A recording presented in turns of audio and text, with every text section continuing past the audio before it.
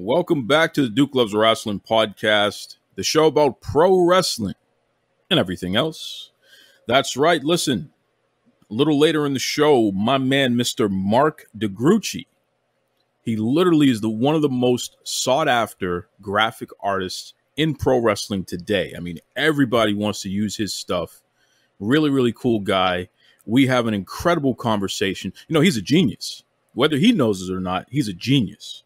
So it's a real fun, informative, personal conversation there, exclusive there with Mr. Mark DeGruchy. We're going to get into that. But before that, I want to share my thoughts on Summerslam. You know, we just had Summerslam Weekend, and overall, I'm going to tell you right now, I give the entire weekend a B-. That's a B-, right? I thought it was really cool that NXT TakeOver happened on Sunday. And SummerSlam itself happened on a Saturday. So they flipped the two. The big event happened on the Saturday, which was it was awesome. That was great. I appreciated that. You know, one of the reasons why they did that is because they were filming in Las Vegas, Nevada. And, you know, in Vegas, they're 3 hours ahead of, say, folks where I'm at here in Boston. So, 3 hours behind. 3 hours behind. So even though the event, let's say it ended around 11:30, that's only 8:30 in Las Vegas. So there's still time to party, go out, have a good time, what have you. But I just preferred that. You know, most people, they're going to stay up late on a Saturday. Staying up late on a Sunday is kind of tough because you have work the next day or school or whatever. So I really enjoyed that. The NXT card did not look good on paper. But the execution, the actual action was fantastic, which I did appreciate, you know. And even though I didn't like the fact that Dakota Kai, she lost to Gonzalez there, so Gonzalez retained the championship, I did appreciate the fact that Ref Aja, she reffed throughout the card, but she also reffed the main event, which I thought was really cool. So overall, you know, just a really good event there with NXT. Switching over to SummerSlam itself, it was fantastic. You know, let me just go over a couple of highlights. First of all, I loved the Cena and Roman Reigns match. I love the fact that Brock Lesnar came back, and it was just a huge pop for that. Over 51,000 fans popping for that. The biggest pop of the weekend. It actually was kind of tied because Becky Lynch came back as well, and she got a huge pop as well. You know, 51,000 people. Nothing beats that. There's no other wrestling show that was happening that beat that. So that was cool. That was really cool. Charlotte Flair winning the championship back from Nikki Cross. I don't know about that, but it was a good match. So that was cool. That was cool. So there were some things that I liked about that. I thought overall that was a solid SummerSlam card, and it looked pretty good on paper as well. But I got to tell you, there are two things in particular that I am just not a fan of. Two things in particular I thought was very ridiculous as it relates to SummerSlam Weekend. Number one, Becky Lynch comes in. Carmella somehow is in the mix because keep in mind, Sasha Banks, she's missing. Something's going on. She wasn't able to compete. I'm not going to speculate. I'm not going to talk about health. I'm not going to talk about anything like that. It's none of our business at this point. We will find out what happens when it's time. So for now, just, you know, we wish Sasha Banks well. That's what I'll say to that. But Carmella came out, and then Becky Lynch comes out. And this is all while Bianca Belair, the champion, is standing in the ring. Becky beats up Carmella like she's a sack of potatoes, jumps back in the ring and challenges Bianca to a match right then and there. Bianca hesitates but accepts the match, and then Becky hits her unexpectedly, does a move to her, and wins the championship. Now, let me tell you something. It doesn't bother me that Bianca Belair is no longer the champion for SmackDown. You had to get the belt off of her at some point. You can refresh her storyline. I am interested in her being a little meaner, possibly being a tweener or a badass heel, beating people up, messing people up. She could be the Brock Lesnar of the women's division by far. So I wasn't upset about her losing. It's the way that she lost. And I tried to give the WWE the benefit of the doubt. I was like, you know what? Let me wait until Friday and see what they do with Bianca going forward before I lay into these folks about this ridiculous 2 moves and Becky wins in a matter of seconds. But, the more I thought about it, the more I realized there's no way to get out of this. Bianca Belair is not getting that championship back anytime soon because that wouldn't make sense. Becky's going to hold that belt for a while. She might even hold it for the rest of the year. She might even hold it going into WrestleMania. So you just buried Bianca is what you did.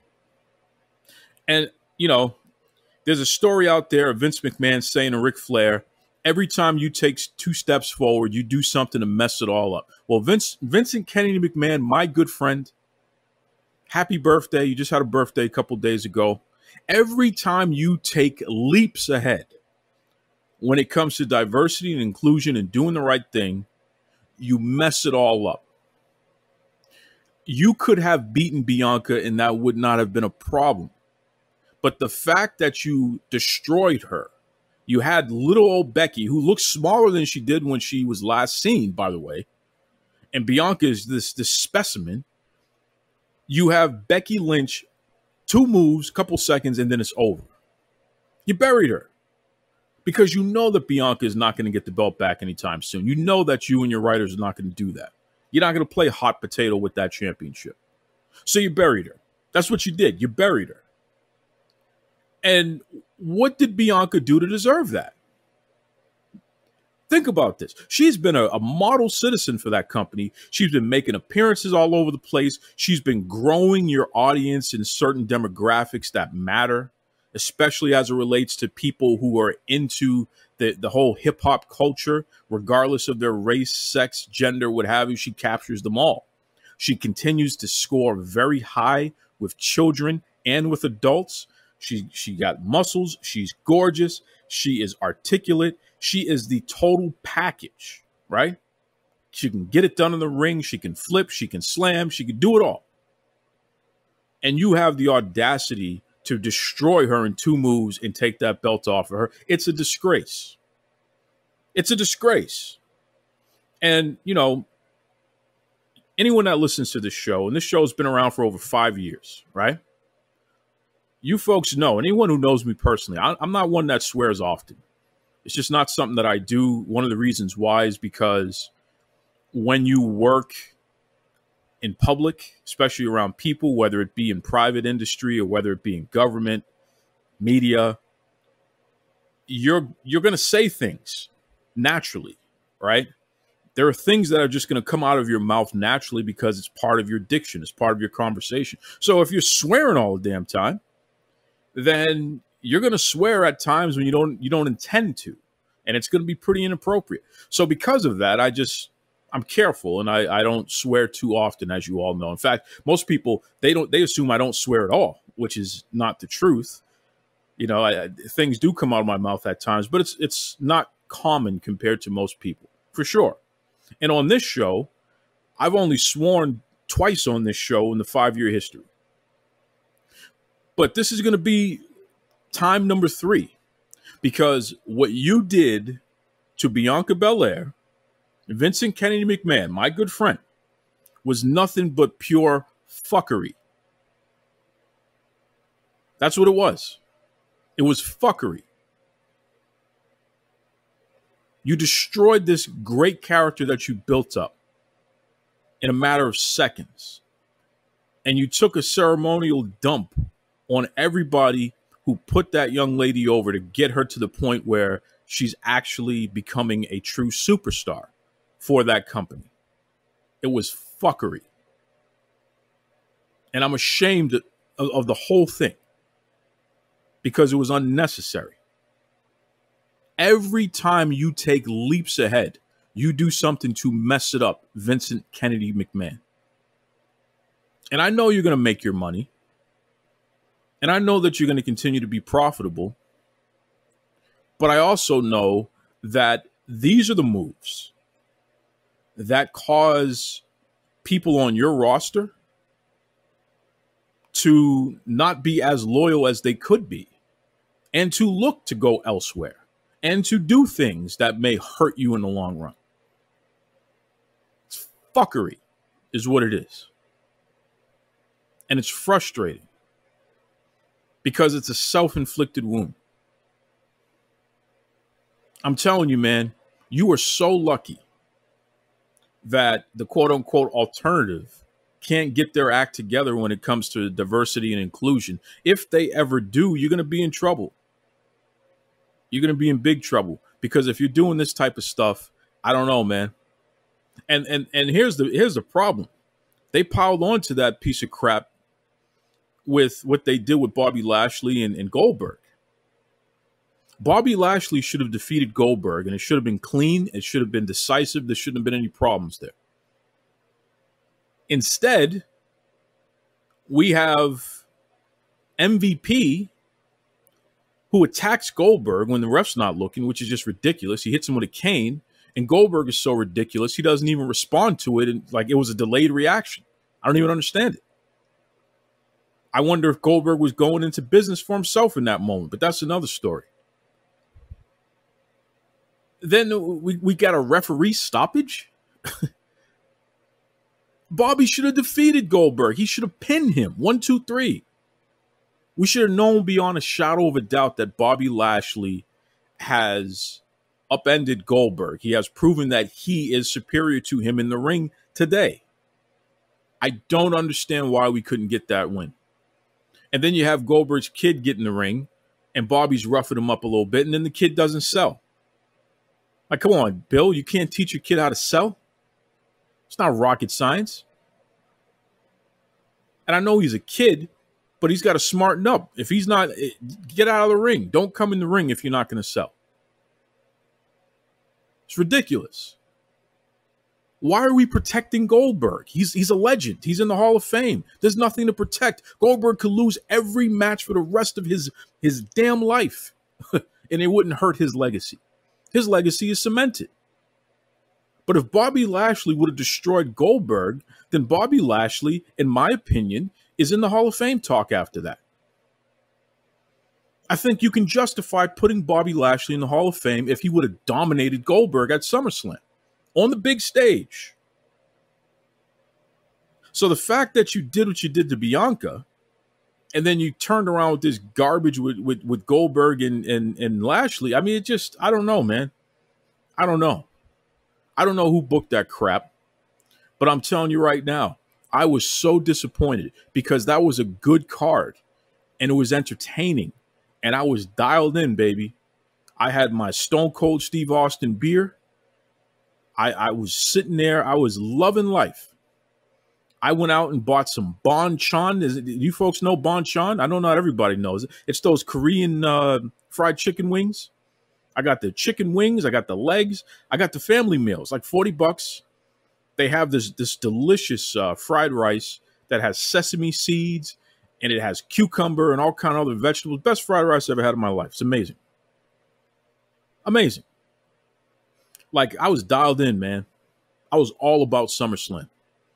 I had the food. I had the drinks. I had the snacks. My bodyguard was giving me my room to just be ridiculous. Like, I was dialed in, man. And those two instances right there just really put a damper on otherwise a good time. Every time you take leaps ahead, you mess it up, Vincent Kennedy McMahon. And at the end of the day, you prove to us that regardless of all the leaps and bounds and the things that you do right, you're still just the same old white guy that doesn't get it. You just don't get it. You have these wonderful stars, this diverse cast of stars that you can do so much with. And yet you find ways to discredit them. People are bringing up what happened to Kofi Kingston, and they're right. When Brock Lesnar destroyed Kofi in a matter of seconds, Kofi never got any get back. It's not like he and Lesnar had a feud after that. It's not like he didn't get another title shot until recently when Bobby Lashley gave him one. It's crazy. And let me tell you something. WWE has done a great job recently of focusing on diversity and inclusion. They're building up all these different stars. They seem to find black male singles wrestlers all over the place. And as soon as they get these folks, they put them out there, put them on TV, present them as stars, and get them over. Something that most other companies fail at. Right? It's what they do. I'm looking at this Carmelo Hayes, who's a Massachusetts guy. Shout out to Carmelo. He just won the breakout tournament. He defeated Odyssey Jones. Those are two black young men who were put on the big stage on television, and they got it done. Congratulations to those brothers, man. They both won. Even though, Carmelo was the winner of the tournament, they both won. They both got over. I loved it. It reminded me of Kairi Sane when she and Shayna Baszler went at it in that women's tournament, which was great. So I don't know. I'm a little sour on WWE right now with this stuff. I think that it was just going backwards. I don't think the people who booked things up to this point are the people who made those decisions, and that's the hardest part about this. It just seems like somebody came in and just messed it all up. And that's just, it's consistent. And it's unfortunate that that's the way it is. And what's crazy is now that you get your crowds coming back, suddenly you don't need the people of color anymore. Don't do that. Don't do that. Let's not forget, I was calling WWE out left and right. I had the fire on them. The pressure on their neck. Right? This is before AEW existed, right? You're lucky that AEW is around now and they do such a piss poor job when it comes to equitable diversity. But you're not out of the woods, WWE, because you're still a big fish. You're still the whale. And don't think for 1 second I won't dedicate each and every episode to calling you out on your BS, because let me tell you something. I told you from the very beginning, when you do right, I'm going to call it out. And when you do wrong, I'm going to call it out. That's the way it is. There are a lot of humanoids out there who want to act like I'm making excuses or I ignore or I'm not giving WWE the business. I was giving WWE the business. Jesus, Google it.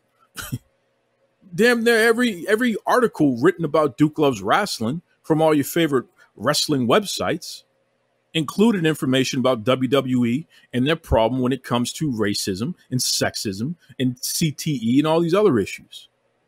That's well defined, well documented.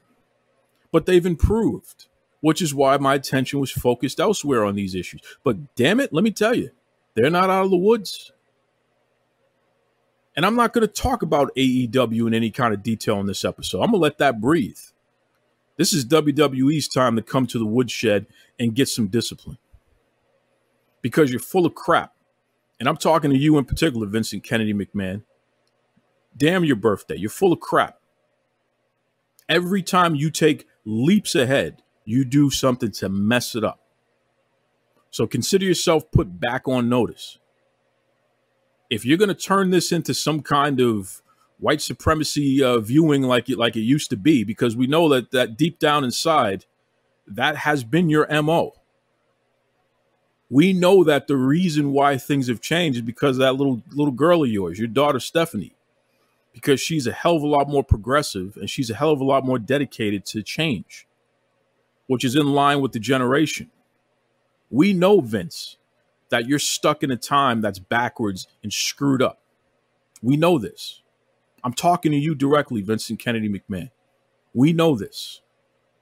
We know that you are absolutely 100% the reason why WWE is successful for the most part, but you're also the reason why it's not as successful as it could be, because you're in the way more often than not. Because you don't know how to allow people to spread their wings and add something to the table that's meaningful and that will work and that is sustainable. You want to come in with your minions and mess it all up. Because at the end of the day, you can't have anybody outshining you folks, right? It's disgraceful. So make no mistake about it. I'm on you, baby. I'm on you. You can catch it every week. Call you out every week. And you remember what happened last time. We had the whole internet on you on that, right? You had to change because you had Congress saying that they were going to start investigating you again. Don't go backwards now.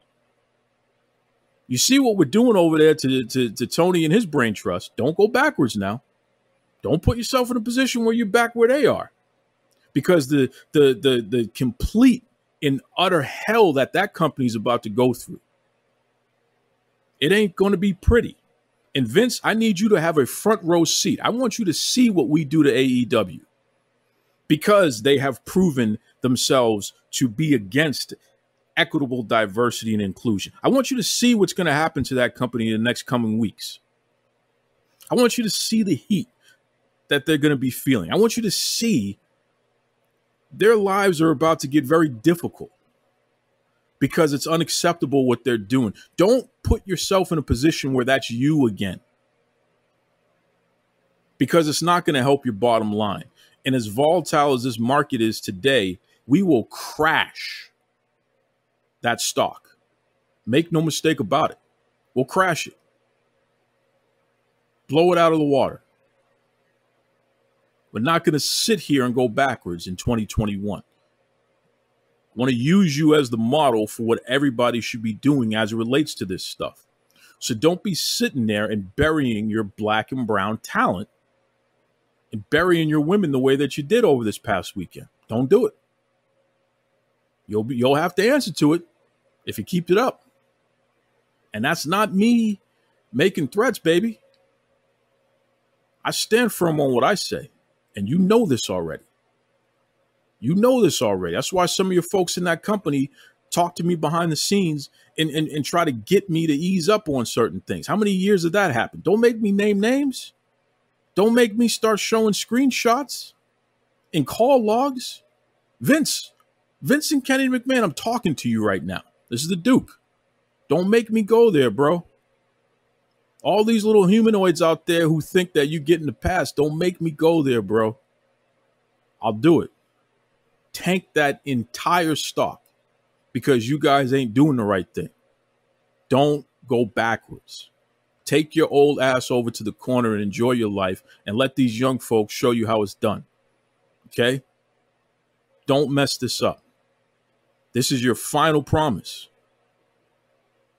If we go down the wrong road, you know what's coming. Shut the whole thing down. Got me all worked up. You know I don't like to talk like this. Damn. Got me all worked up. They messed up the whole damn weekend with that crap.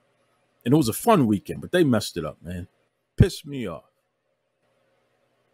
Got me cussing and stuff on my show. You know, listen, I got sponsors and stuff, man. I can't be cussing like that. I'm sorry, Zencaster. Shout out to my folks at Zencaster. You know, they are the #1 program when it comes to top-notch studio quality audio recording, video recording. It's the best. It is the best. I encourage everybody. ZENCASTR.com. Go to Zencaster.com. It's what I use. It's what I put the Duke Loves Rasslin stamp of approval on. It's the best of the best. Check it out. Zencaster. That's right. But I'm sorry, Zencaster. I had to let Vince know. You know, Vincent Kennedy McMahon, we have a love-hate relationship. He's my good friend. But, you know, friends, family, when they mess up, you got to call them out. And you can't let up on them. You kind of have to discipline them harder than you would somebody who's not part of the family, right? So that's the way it goes. And it's funny again, and I keep bringing this up, but you humanoids out there, you think I give WWE a pass. And it's like, go Google it. The complete opposite is the truth. WWE knows who I am. They know what I'm about. That's why we've butted heads on a level that you will never understand. Amazing stuff. Things that we were supposed to do together that got pulled off of the table because of me calling them out on this platform. So that's why I could never respect anybody who doesn't have the decency to do their research before they claim that I give WWE a pass. I have kept my size 13 up their rear end for years, which is a very small part of the reason why they have changed. But they're reverting back to their old ways because they got comfortable for a second. So I got to remind them who the F I am and what the F is going on here and what the F will happen if they don't cut that crap out. And we're not going to get the F out. We're going to bring the F back. Got me worked up. Listen, you're going to make my light bill go up with all this. Remember the old folks say that? Everything will make the light bill go up, right? Damn it, Vince, you're going to make my light bill go up. It's already over 90 degrees today. I don't need this. I don't need this today, Vince. And for all you humanoids out there that want to make excuses, go to hell. You don't take a superstar like Bianca Belair and you beat her in 2 moves. It's ridiculous. She deserved a match, a real match. She deserved to lose gracefully so she can continue to fight another day instead of looking like she's weak, like the company has lost faith in her. That's what that looked like. And what's ironic is I don't see you treating Roman Reigns the way you're treating Bobby Lashley. Roman gets decisive victories. Why is Lashley getting these tomfoolery victories? Woo, you about to get that heat, baby. I'm going to shut the whole joint down. Keep it up. Keep it up. You know, the NASDAQ is down 51.32 as I'm looking at it right now. S&P 18.45 down. Everything is down, right? Concerned about what's going on Afghanistan, which ironically, war equals more money, so you can expect the stocks to rebound next week. That's an inside scoop. But WWE, look at this, the Dow 137.87 down. My goodness. WWE, you can't afford it, baby. Don't make me start talking about the way you're treating certain people over there. Huh? Don't make me start asking if women are being paid equally to the men. Don't do it. I'll do it. I digress. All right. I'll take a quick time out, and when I come back, one of the top graphic designers in all of pro wrestling, really, really good guy. This is such an incredible conversation. And in fact, I'm going to end the show with this. So we're just going to go straight to the end after this. But when we come back, my man, Mr. Mark Gruchy. That's right.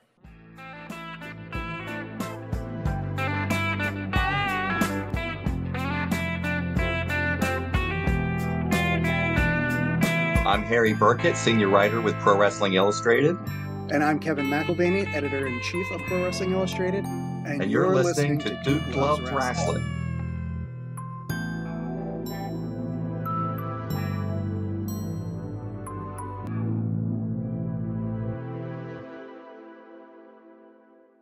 You know, I'll tell you right now, it's not every day that I'm fortunate enough to speak to somebody who I can honestly say is a genius. I mean, like literally. Now, listen, folks, I have been in the room with some of the top world leaders of the past 25 years. Presidents, prime ministers, kings, queens, speakers of the House, state, municipal, federal elected officials, you name it, and the people who work with them who are really pulling the strings. I've been in the room. I've helped give my opinion that may have led to assisting with some decision making. I'm not going to try to make myself out to be bigger than I am, because that by far that's not the truth. But I've been around some interesting people throughout my life, and I've interacted with a lot of interesting people. But I can honestly say that our featured guest this week, he blows a lot of people away that I've ever known. This is going to be a different type of conversation. So strap yourselves in, folks, because this is going to be a hell of a ride. And yes, he is connected with the pro wrestling industry. He is in the industry on the outside. He has a very unique place in wrestling that is well respected, and I think you're really going to enjoy this. So without further ado, welcome to the Duke Loves Rasslin podcast, my man, Mr. Mark Gruchy. What's going on there, Mark? Hey, how's it going, Duke? It's going very well. Listen, let's just start right to the heart of things, because I know that people listening right now are going to be like, what the hell? What is your main connection with pro wrestling right now? Why are you a guy that is so well known by pro wrestlers and people who are pretty big names that a lot of the listeners have not only heard, but get to watch on TV from time to time? What is your connection? So I primarily do a lot of graphic design in general for a lot of people. I have been very fortunate enough to work for FTR when they were in WWE. I've done stuff for Ray Rowe, who is now Eric from the Viking Raiders.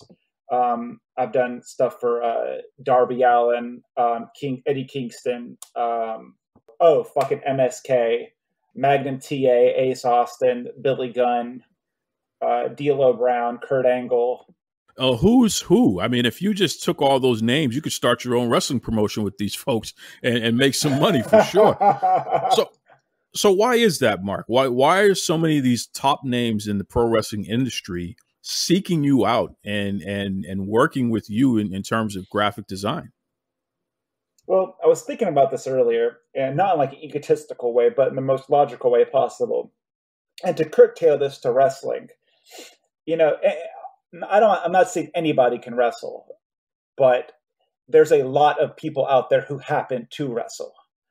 Why are people working with you? Why are people working with me in the art capacity?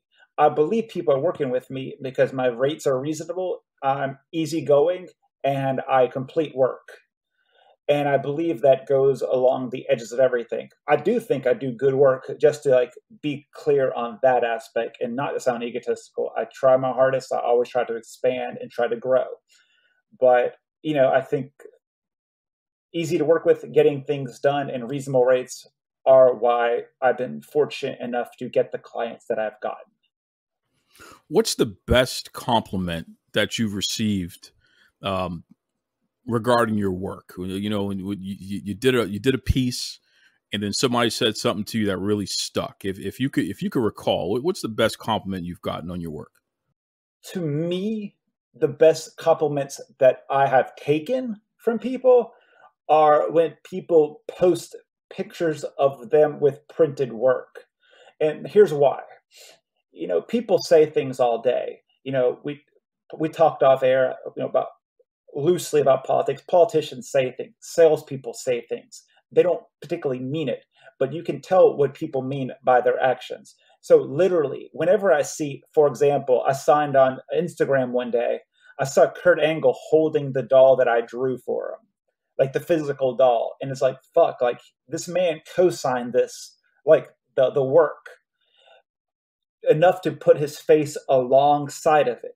Because he could easily have taken the physical doll, thrown the picture of the physical doll or the drawing online and be like, yo, buy it. But the fact that he was so ecstatic to show his audience the likeness, the similarities between them, to me, I was like, that's a compliment, because his face is on there. Or when Billy Gunn, we did a doll for him, and the doll exists, but long story short, he's not able to release it because of AEW's agreement that was developing at the time for their dolls. But he sent pictures, he voluntarily sent them. He's like, hey, I can't sell them, but here's pictures, so you can enjoy this with me. Stuff like that is super cool to me. Not a doll. You're talking action figures, right?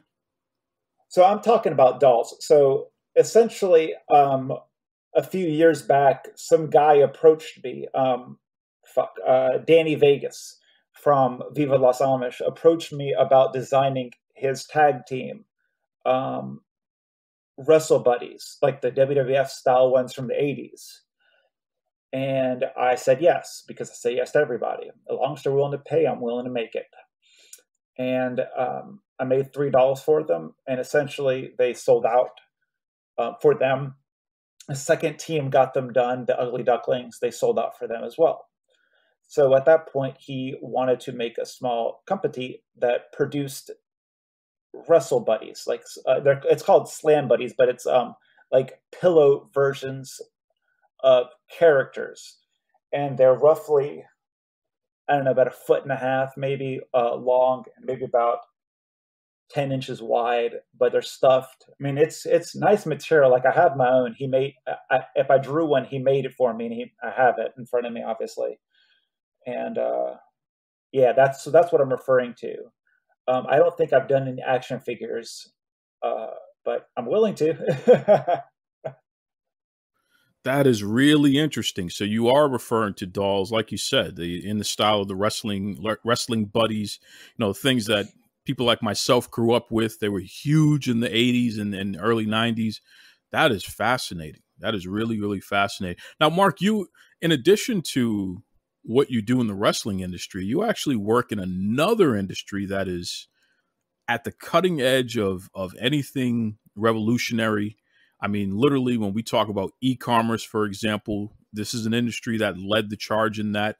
And a lot of people don't realize this. The reason why it's so easy to pay with credit cards and PayPal and all this other stuff, this other industry is the reason why that stuff exists today, because that was the proving grounds. That's where everything was tested, because there's always such a wide variety of customers.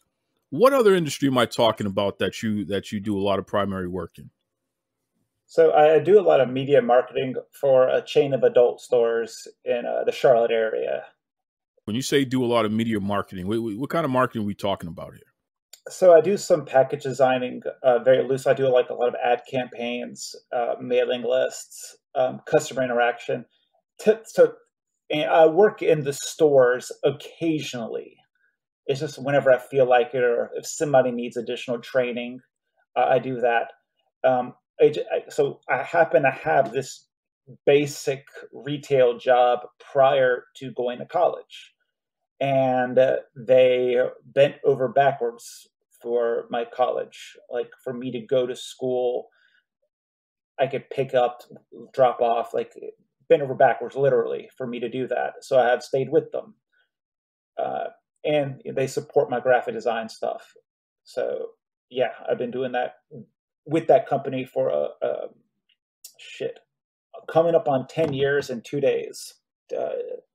Was it August 14th, 2011? I think is when I started there. Fascinating. So let me get this straight, because I do have a retail background as well. I've managed a flagship store before, so I get not only the design concept, but are you doing like floor sets and things like that? Are you involved in that process as well, in terms of not just the graphics, but where the graphics go in the stores? Not essentially. So since the chain is so personal, like it's not like a mom and pop, but essentially it's kind of ran like one.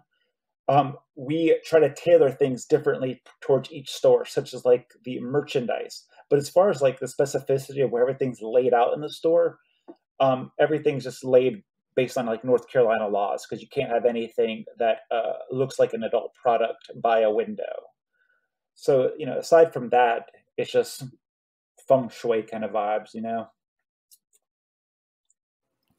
So you got to tell me, man, I mean, Jesus Christ. What's the best part about working within the adult entertainment industry? I mean, I know you're doing it from the retail side, but what's the best part of that? I enjoy being there.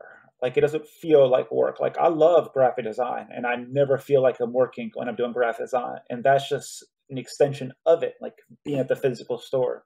So like I'll be there later on today. I agreed to pick up shifts tonight for some girl to go on vacation.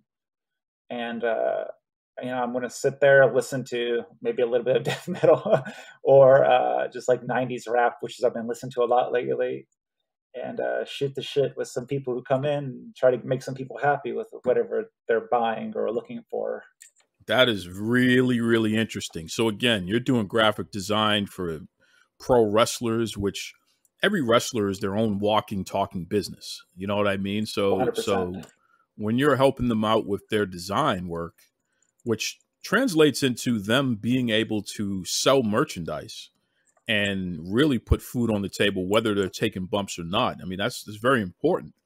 But then you also have this deal with an adult store where you're doing graphic design work, you're picking up shifts, you're really helping them out in that regard as well. I mean, these two worlds, they're very connected to each other because at the end of the day, we're talking about entertainment. Really, really interesting. So I got to ask you, Mark, because clearly you are a very good artist.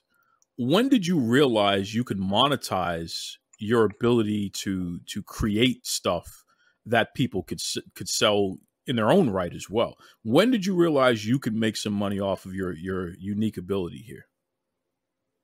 When people kept paying for it. So I used to be in like death metal bands. I was in a few death metal bands on some smaller labels with like national distribution. A band called Labyrinth. We were on Tribunal Records. Tribunal had a band called Kill Whitney Dead, which was like their flagship band. They also had Prayer for Cleansing, which was like the precursor to a band called Between the Buried and Me, who's like a modern day Dream Theater kind of deal. And I was on another label called Comatose, and Comatose is like a brutal death metal label. So like kind of like Cannibal Corpse mixed with like a little bit of new metal, essentially, is what the label marketed toward. So when I was in these bands and we toured, I refused to pay for things that I could do. It just didn't seem economically feasible. If I could make a flyer for a show to pay somebody else X amount of dollars to make it. If I could make a shirt design that was within my wheelhouse, why would I pay somebody else to do it? Like stuff like that. So, I always did that. And eventually I networked into bands. And there was like a few local bands that I constantly did stuff for. Because I knew them. And one of them, which I'll mention, a band called Filth, from outside of Charlotte, were like, hey man, we really like your stuff. We're just going to pay you for it. Like, is that cool? They were the first people to ever like, yo, straight up, here's some fucking money. Just take the money. And I actually literally just finished a design for them yesterday. So I've been working with them for a hot minute. And from there, it kind of branched off into wrestling because I go to a lot of local wrestling events. Like I'm probably going to go to PWX on Sunday, premier wrestling experience in Charlotte. And, so this guy, we're all friends on social media. One of them asked me to do it, and it just kind of networked from there. So, I always try to charge people fairly for the work and not try to price gouge, because that's just shitty to do to people. And it just kind of took over time. Talk to me about the pandemic. I mean, a lot of industry had to pivot. They had to, some industry went away, others thrived, others, they're doing what they can, living paycheck to paycheck, so to speak. How was your business affected by the pandemic? Did you lose business? Did you gain business? Did you stay the same? And how's it been since then? I have very much thrived during the pandemic. And I don't feel good saying that, because I know a lot of people did not experience the same blessings that I did. But so before the pandemic, and keep in mind, I was in college up until December of 2019. I graduated with my master's then. So the pandemic, let's say it kicked in around March or April of 2020. So I only really had 4 like straight up months. But my turnaround time became up to like 8 weeks, to where I was booked out 8 weeks throughout the pandemic. And I do art every day, just to be clear on that. Like I do it from the moment I wake up. I'll take like a 2-hour break to go to the gym or go biking, come back, do more literally until I fall asleep. And so like I've been doing very well with it, essentially. That's just what it's done for me. In opinion wise, and this is always like, this is just a weird topic to talk about because of how many people were displaced.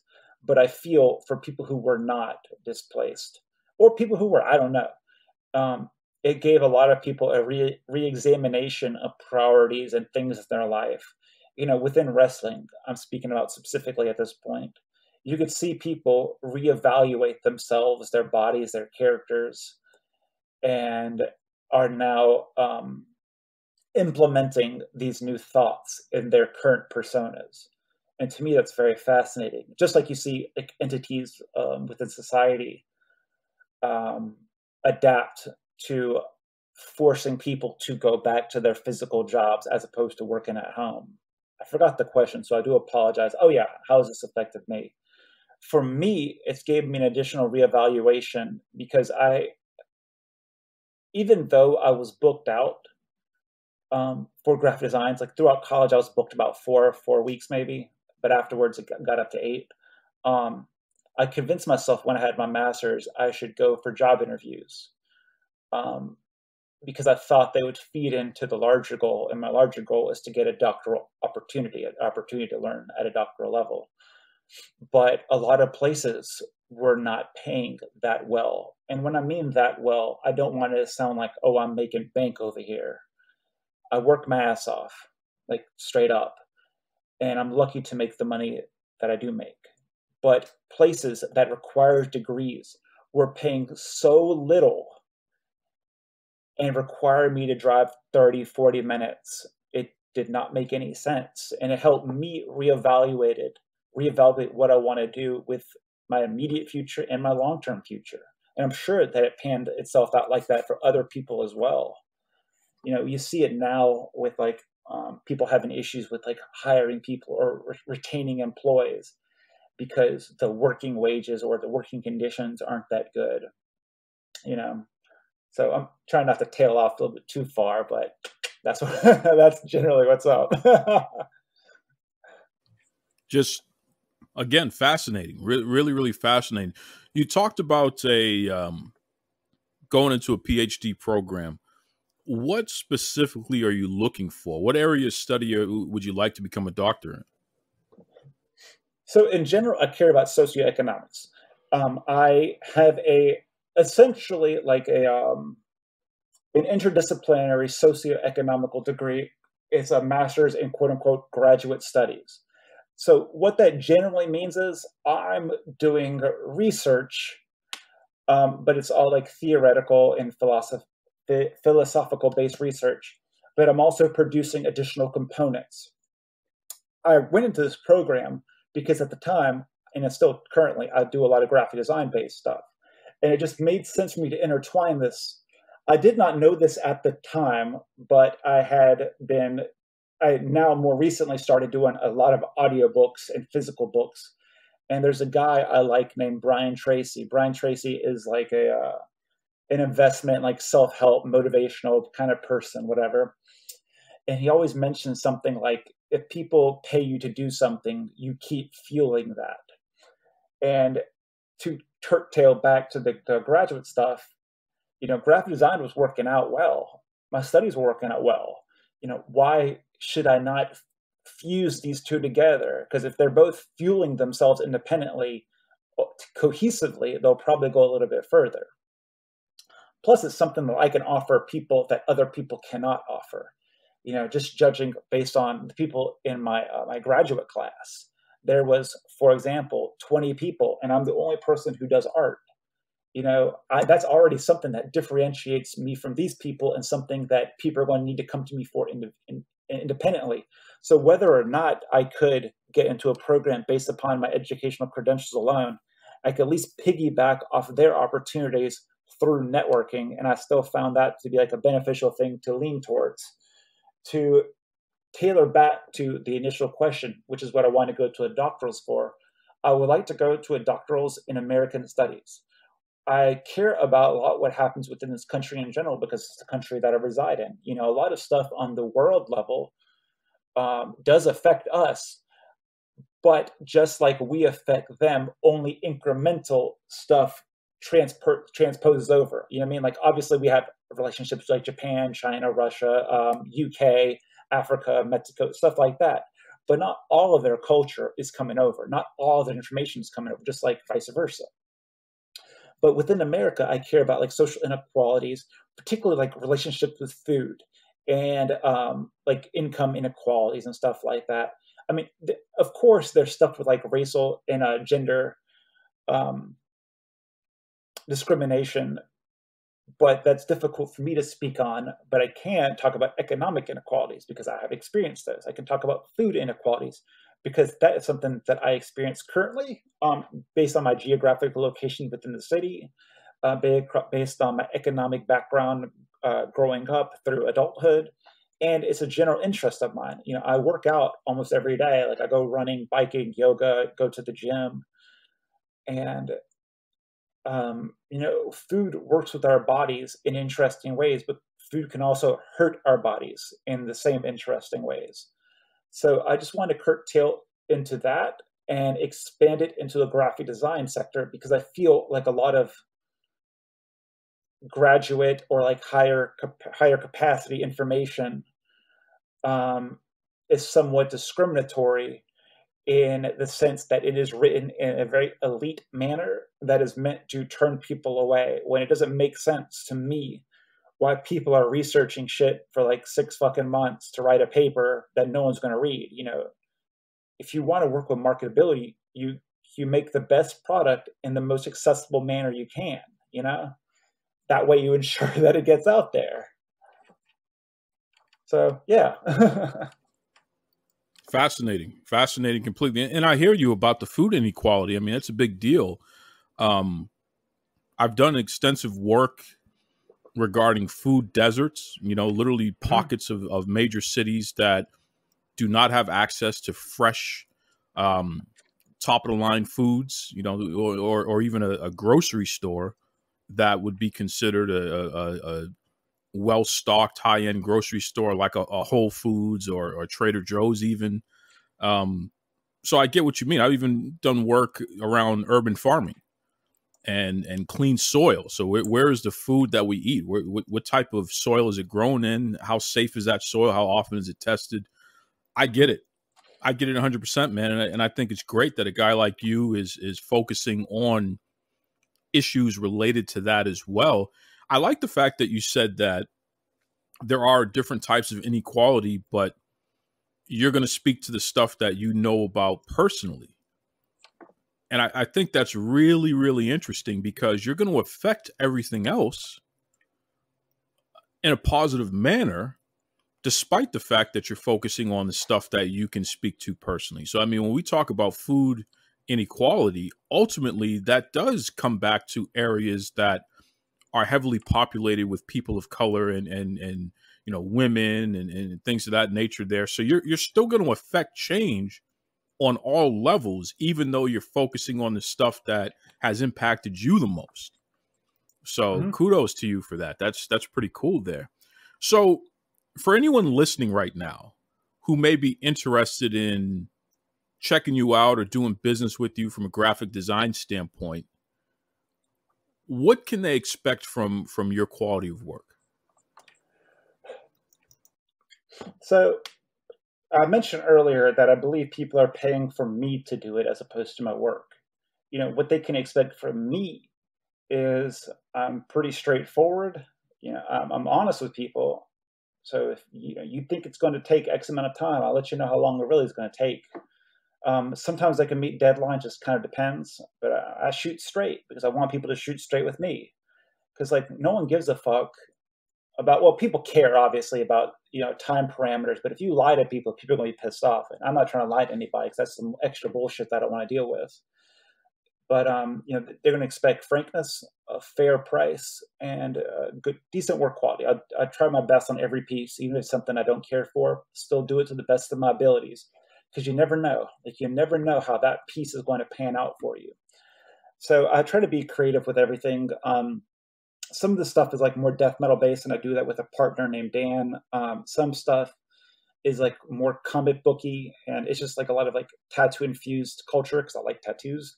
A lot of like some anime and comic book based stuff because I grew up on like Sailor Moon and like reading comics and stuff.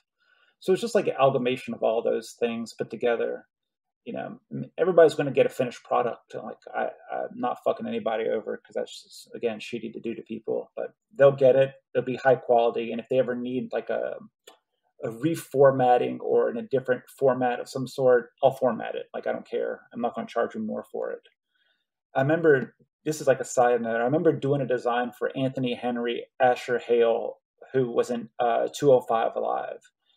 And like, he doesn't know much about formatting, at least he didn't at the time. And he was telling me this business was like trying to charge him like $30-$40 to reformat something. And I was like, dude, don't pay that bullshit. Like, it takes you like 2-3 minutes at the most, like from start to finish, to reformat it. Like, they're fucking price gouging you for no reason. That's shitty, man. So yeah, expect the honest work.